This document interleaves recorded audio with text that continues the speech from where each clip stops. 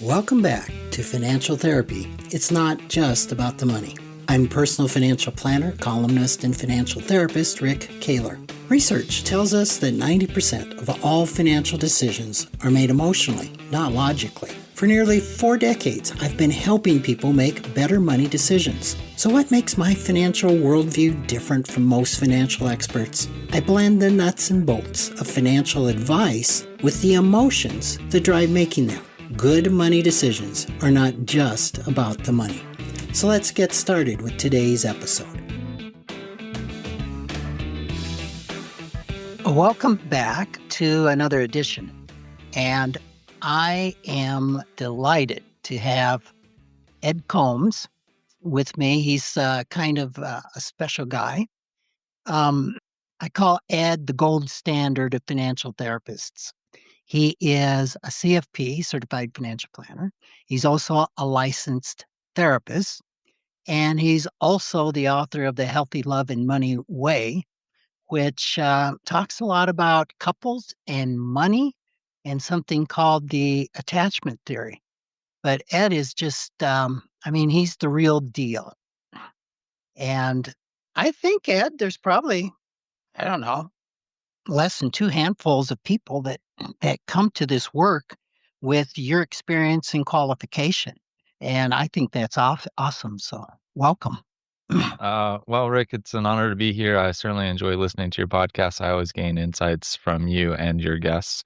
And so it's nice to be a guest today and to share the wisdom that I've been able to cultivate over, I don't know, 20 years, I guess, at this point. Wow. Give us the short version of how you got into this work, because you came to this field from a very unusual field.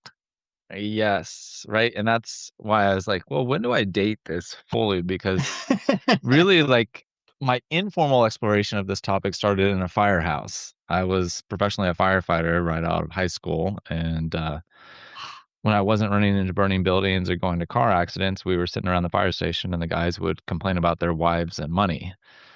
And so, yeah, as a young, impressionable guy, I was like, well, man, that sucks. I don't want to have that problem. And, some of the guys were working with the retirement account specialist to save extra money beyond the pension. And yeah, I just remember this one guy saying, yeah, I've got $100,000 with Clark. Mind you, I'm making $30,000 a year. And I'm thinking, oh my God, that's a lot of money. That sounds great. Like, how do I get there? And so, I didn't know really a stock from a bond or mutual fund or any of that stuff. I mean, I think I had a little personal finance class in high school, but nominal. So that sparks this whole curiosity about personal finance and building wealth and how does this happen? And so I just start diving in and reading all the books, like, Buying Your First Home for Dummies and Susie Orman's whatever book and Dave Ramsey's Total Money Makeover and yada, yada, all these people that were prolific back in the early 2000s.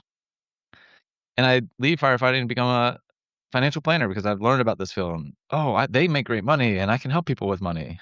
And I get married, I get my certified financial planner, I get my MBA because I'm going to be this brilliant money guy now. And then I'm partnered with my wife who is truly actually brilliant, like certifiably.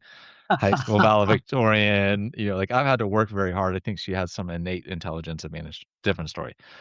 Anyhow, this story is going to get too long, so let me see if I can get more concise here. I come to her with my brilliant MBA, CFP ideas. She doesn't respond with a big smile and a hug and, oh my God, Ed, this is the best information. I'm so glad this is where we want to go with life. She still hasn't done that, mind you. We're getting closer maybe to that, but I was disappointed because I had become the money expert and I felt like we should be doing these things. And oh, by the way, certain things were going on in my family that were not great relationally, financially.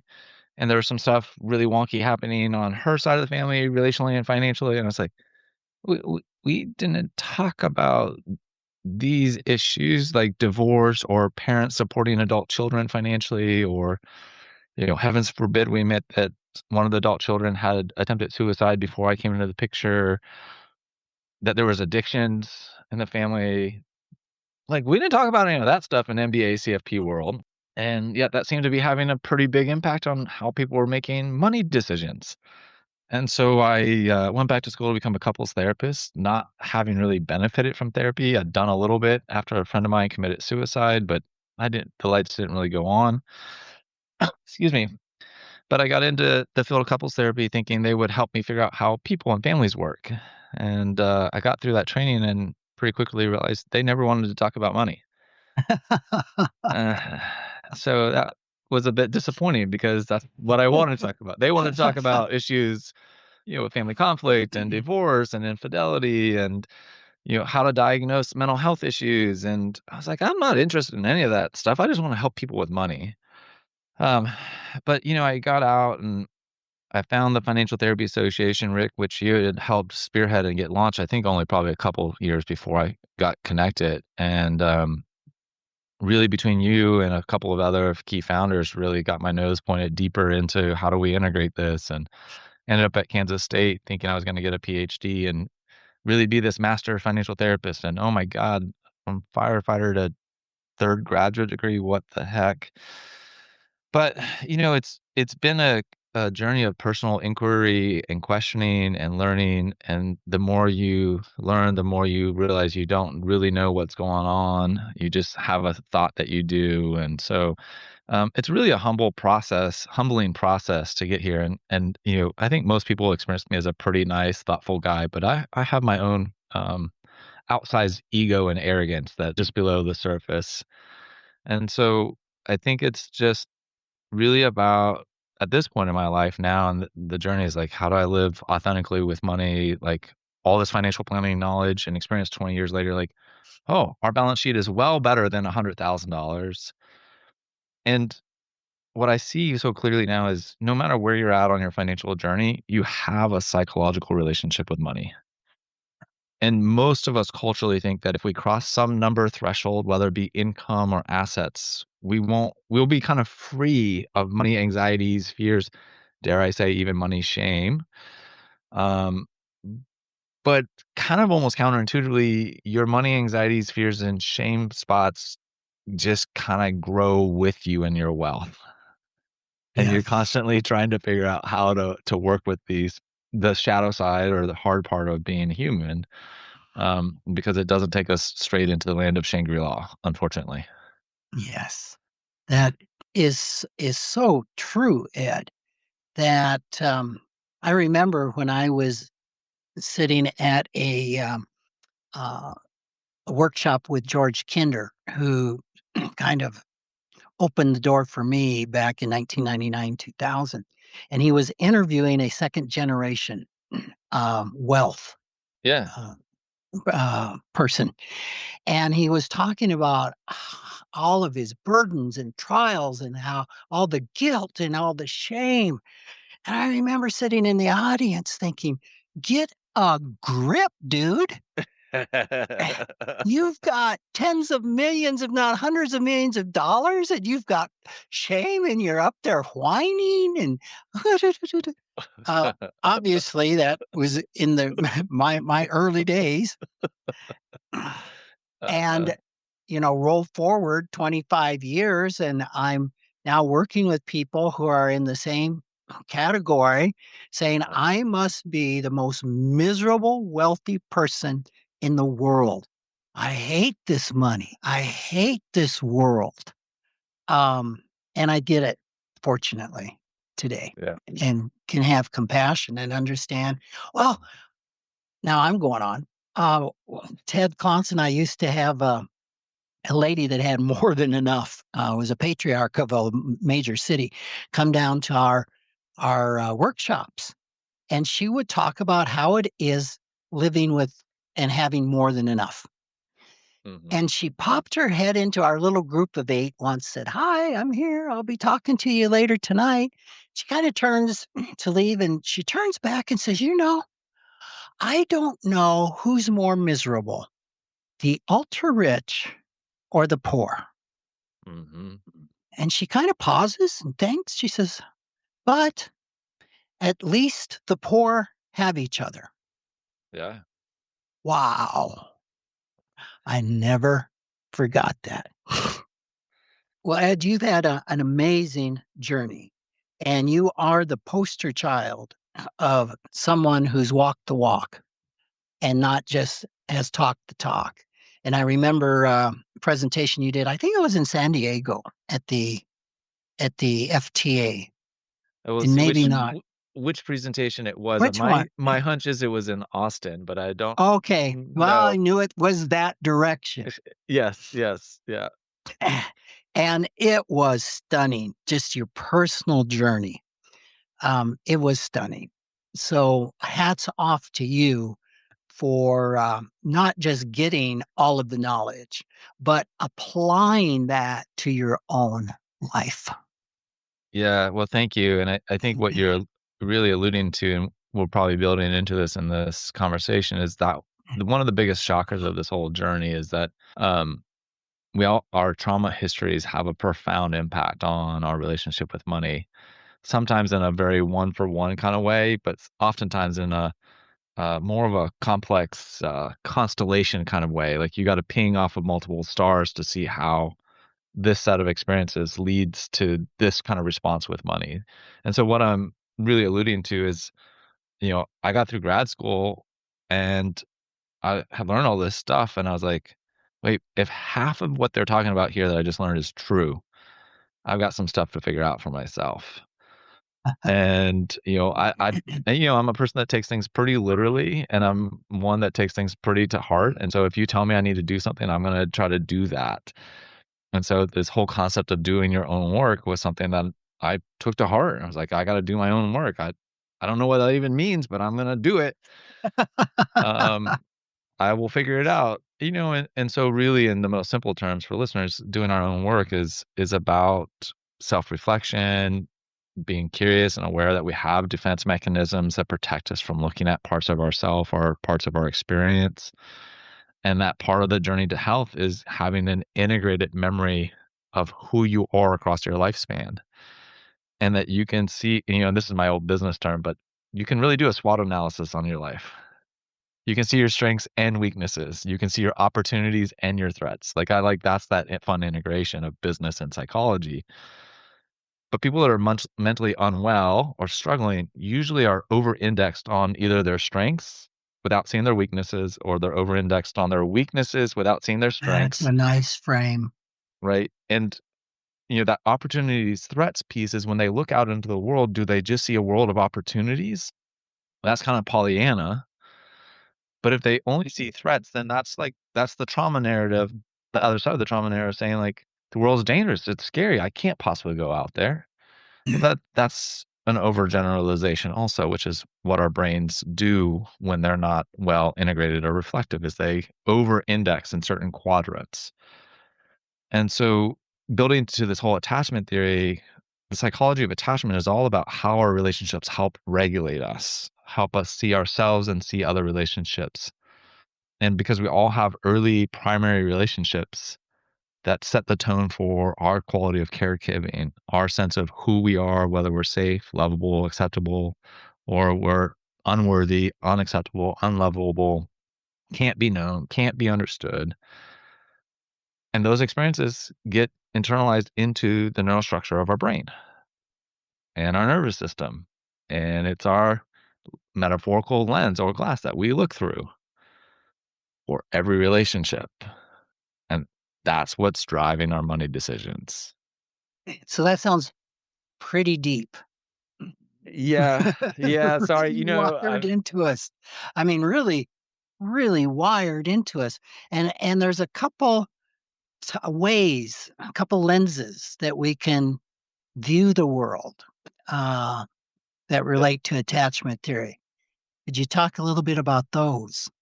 yeah. Well, let me start with a story that will then set up this. Right? Is recently I'm working on some of my own job transitions. And what am I doing with healthy love and money, and where am I going? And so, as humans, right, when we work through our life transitions, a lot of them have a financial component directly or indirectly associated with it. Right. And so that starts to stir up all these thoughts about ourselves and what are other people going to think of us, especially our primary partners, i.e., our spouses, sometimes our kids, sometimes our parents. Sometimes it gets into our friends and our colleagues too. But depending on what our attachment lens is, will determine how we experience things. And so I woke up kind of my brain anxious and spinning around a bit, like, oh my God, this could go this way, this way. And I get up and my wife's in the bathroom getting ready. Or no, I actually had said, "Hey, hon, can you just hold me?" Because that's a regulatory experience. And so she held me. I got calm. Then I got up 10 minutes, 15 minutes later. I said, "Hey, here's what was going on in my brain." Because it's really hard to say what's going on in your brain when your nervous system is activated. It usually comes out Right. kind of aggressive or not so friendly. So better to get your nervous system a little more calm, and then you can express what's going on usually more effectively. But I started to tell her, and I love my wife dearly, but she didn't respond in a way that I needed. And so all of a sudden I went, crash, shame. Oh my God, she thinks I suck and I'm not doing the right things, and spinning up this whole story because I'm anxiously attached, right? So this is one of the four categories is I'm always monitoring for disappointment in the relationship, over indexed on disappointing, under indexed on like seeing approval and acceptance. So it just doesn't take much for her to say something that then sends me into I'm not acceptable around this job transition opportunity I'm working on. So now I have all this acquired knowledge. It didn't stop the process from unfolding, but it did help me move through it more gracefully and get reconnected both to myself and with my wife. And so this is where we like knowledge about how this stuff works doesn't necessarily mean it's going to stop it from unfolding. It Right. just means we might be able to recognize where we're at in the process and what we need to do to get back square. There's So, a scripture that I like uh, that I think brings that out. It's be doers of the word and not hearers only. yes, And I think it talks about the knowing in the head and the long, long journey, 18-inch journey to the heart. yeah, yeah. Well, and I think the thing that's really reframed in my mind as I've studied more physiology is understanding just how fast our nervous system is and how slow our thought system is, right? Yes. And so if people can Yes. just know that about how we're wired is a lot of people feel like they get so hard on themselves for not controlling their thoughts, not controlling their emotional reactions. And it's like, I have a client that says, well, I've got to stop. I've got to catch the stimulus response. I'm like, yo, bro, like the stimulus like is like happens in like 100 milliseconds and it takes 300 milliseconds for your brain to recognize that it's happened. So like our nervous system is continuously monitoring the environment for us proactively. We don't have to ask our nervous system to say, am I safe, not safe? It's just doing it. That's its primary job is to be looking around in the world and making sure that like, hey, there's no lion's gonna attack me. I'm not gonna.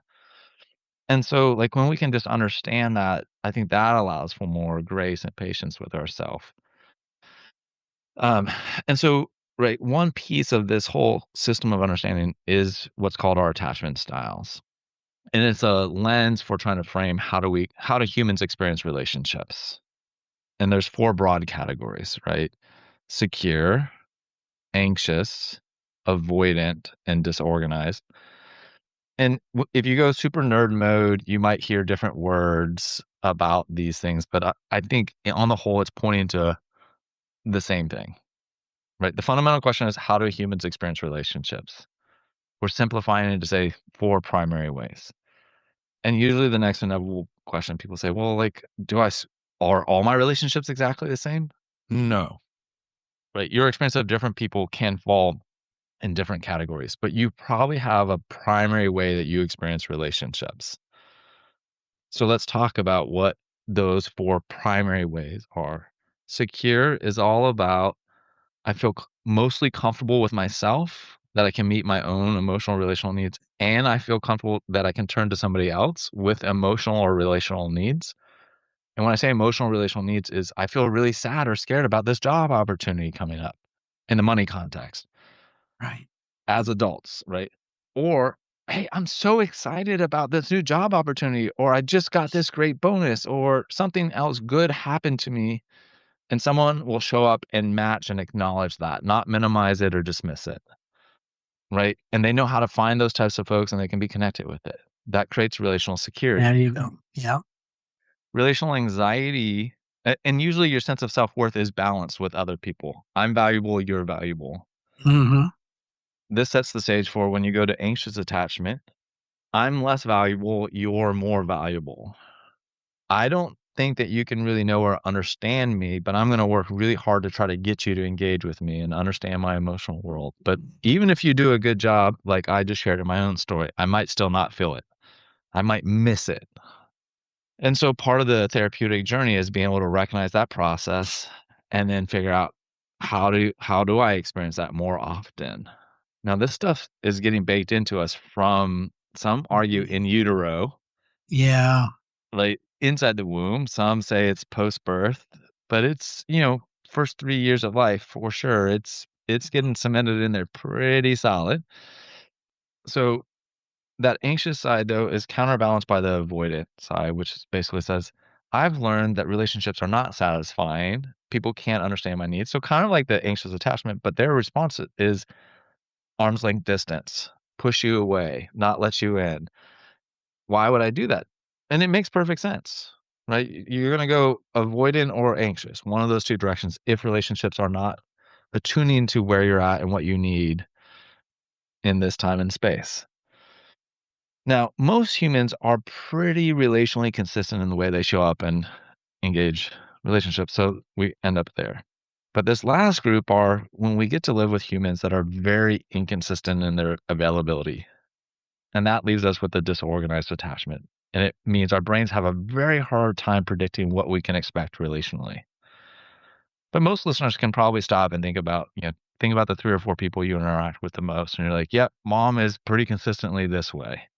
She's warm, she's thoughtful, she's caring. Oh, she's a little cruel, she's a little harsh, and she's pretty consistently that way. Yeah, she's kind of checked out, unavailable, a large check on the time. But this is like where those larger major mental health issues like drug addiction, alcohol, psychotic issues the mind is not well organized. And so our brains unfortunately get really mixed messages. Fortunately, that's a pretty small percentage of the total population, somewhere 5-10%. And I realize in large numbers that becomes a lot of people. But I say all that to say is how we make sense out of what people are doing with their money. Right? That's a big question. And the attachment theory for me gives a lens to try to make sense out of how people are going to experience the relationship and then how they're going to navigate the money side of things. So that's a whole lot. Uh, I'll just pause. I love it. Because I can nerd out on this stuff. And I'm just thinking, when you're in a coupleship, you've got the combinations of all those. Yes. Yes. Yes. And many ways that people can show up. They could both be uh, anxious attachment, avoidant Yeah. attachment, one or the other. Yeah. Um, that can So get pretty complex.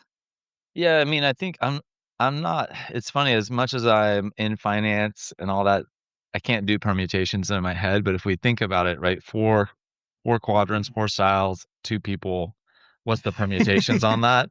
I think it's 16. Is that right? Does that sound right?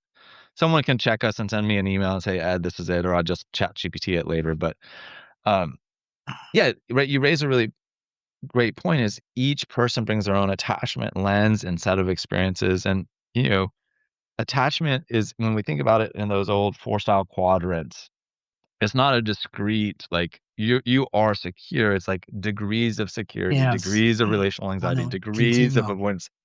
And so, some might be far more relationally secure. Some might be closer to the edge of anxiety or avoidance. So that's part of what colors all of this. And that's why working with a professional that understands it can really help you navigate where you're at in that spectrum and move closer towards more security. Because that's the good news, is humans' brains are malleable. Neuroplasticity is the technical name for it. But what it takes is new relational experiences. I and this sounds a little harsh, but you got to hang out with higher quality folks. You got to hang out with people that have more emotional maturity. You got to hang out with people that have higher degrees of self-reflection and an ability to tolerate their imperfections, if that's where you want to go. If you want to stay experiencing relationships the way you want, then keep hanging out with the people you've been spending time with. And I don't say that to be harsh. And this is part of what makes growth and change so challenging is we get familiar and comfortable with the people we spend time with. Yeah. But our brains adapt to those at which we spend time with also.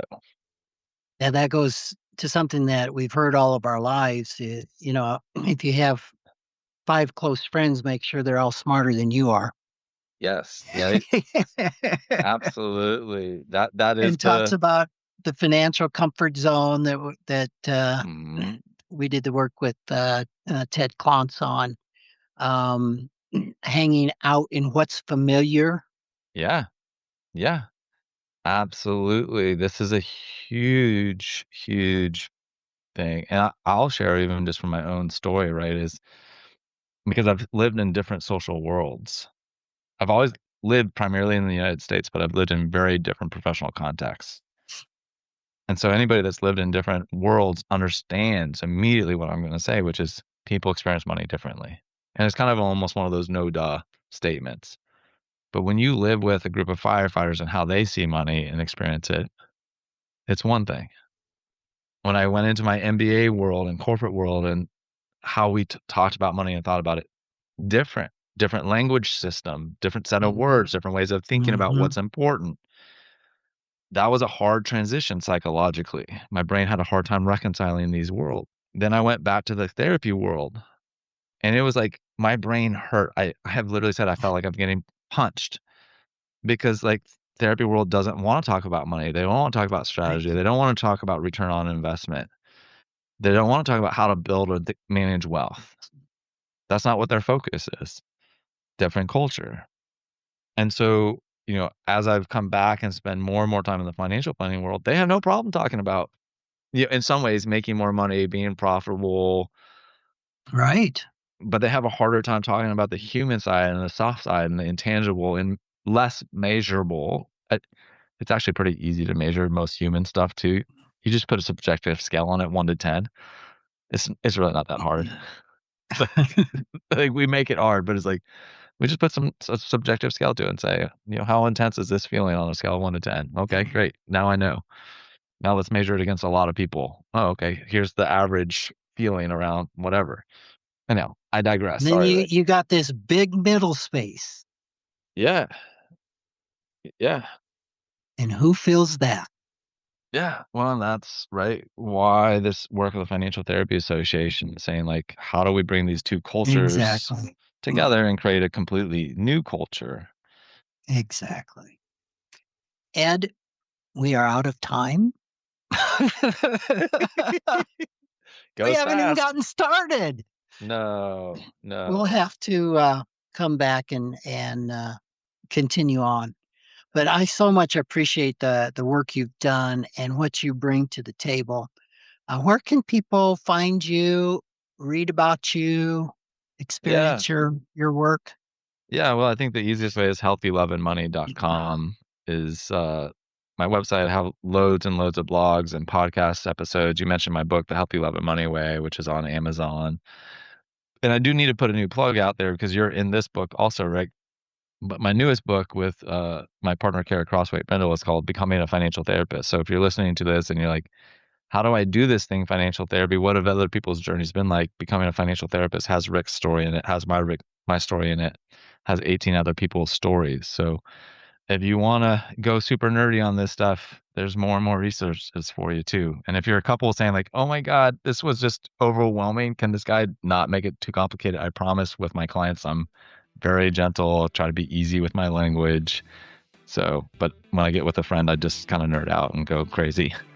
I appreciate you nerding out with us today. Thank you so much for being with us, Ed. Yeah, thank you, Rick. Appreciate it. Thanks for joining me, Rick Kaler, for another episode of Financial Therapy. It's not just about the money. This is where I combine the nuts and bolts of financial advice with the emotions that drive making them.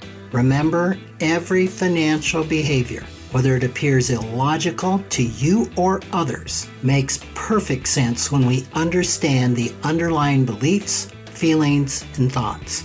Sign up for my weekly blog at financialawakenings.com. I hope you'll join me again for our next episode.